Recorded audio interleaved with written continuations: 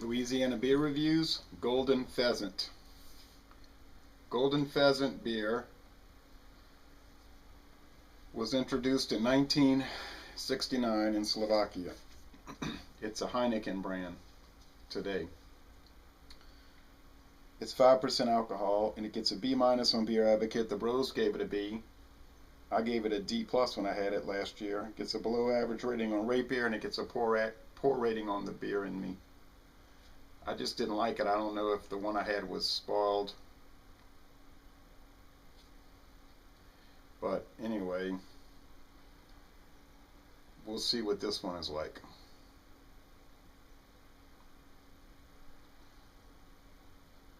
Premium quality. Slovak Pheasant, I think is how they say it in their language. It's a nice looking bottle though. 11.2 ounce, kind of a ripoff.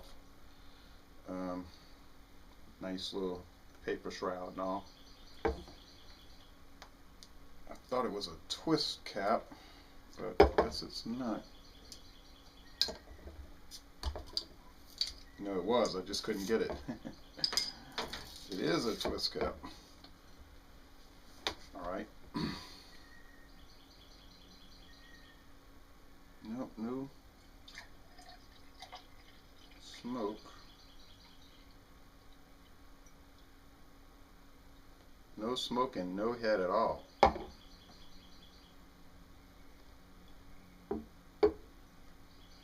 And I don't know what the date is on this thing. I can't read that code. That code makes no sense to me. Oh well. Hope it's from this decade. So, it's got no head, and it's a hazy golden appearance.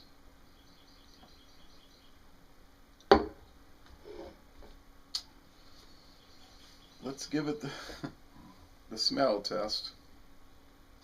Let's see if it's got those little floating particulate matter that it had last year when I had it. No, I don't see any. Oh yeah, I do. It's got a bunch of little floating pieces in it. I don't know what that is. The pieces of the grain, I guess. It's not very filtered. Oh well, smell test. Oddly sweet, like overripe fruit. No skunkiness though, gotta say that.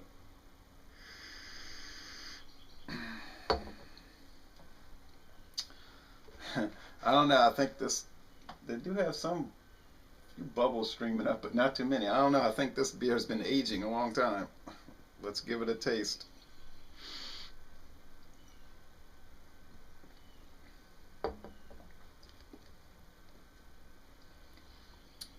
Well, I pick up some barley, malt, a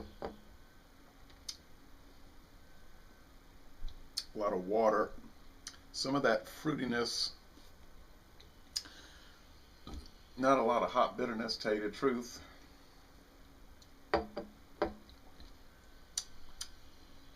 Not a lot of carbonations, not very prickly or bubbly. I don't know, this is a weird beer. I know it came out in 1969 when it was Slovakia was under communist control, and I'm sure their production standards weren't too high. But you know what, Heineken, you would think they would be. I don't know, maybe it's just the way the beer is. It's just peculiar.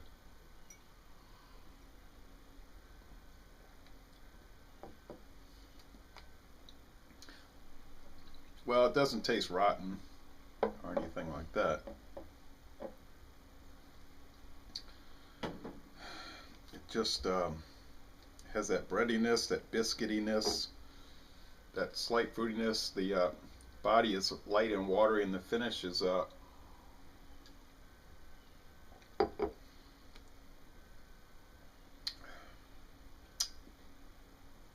fairly crisp and refreshing and semi-dry. Well, I mean, it's pretty good. It's a lot better than I had it last year. Last year it just tasted foul. But I don't know what to make of this stuff. It is really weird. I mean, I don't know. I think it's worth trying, though. It's just so unusual. Maybe they like their beer like this in Slovakia. Boy, it does have some stuff floating in it. Oh, well, it's pretty fun to try this stuff. You never know what you're going to get, I guess. One more swig of this.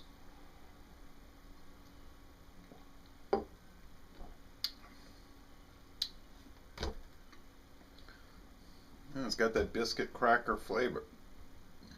I'm going to go with a B this time. It is good. It's strange as it is. I wish it was more carbonated, but still a good tasting beer. I mean,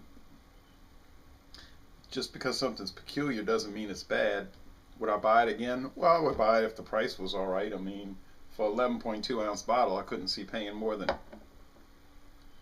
you know, $5 a six pack. I mean, they got American beers that are just as good as this for, you know, same price. But it's worth trying. So, laissez le bon temps roulé. This is a peculiar beer. And I'm going to end this review by saying, y'all come on down to New Orleans and go to a Tulane football game.